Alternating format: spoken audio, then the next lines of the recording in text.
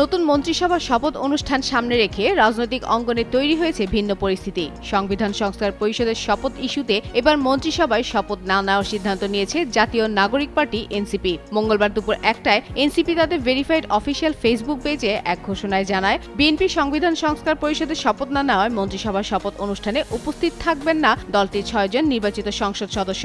তবে এর আগে সংসদ সদস্য হিসেবে শপথ নিয়েছেন এনসিপি থেকে নির্বাচিত 6 এমপি। প্রধান নির্বাচন কমিশনার এএমএম নাসিরউদ্দিন নবনির্বাচিত সংসদ সদস্যদের শপথ বাক্য পাঠ করান। আমার একান্ত এই ভুবনের সঙ্গী হয়ে থাকে শুধু স্টেলা।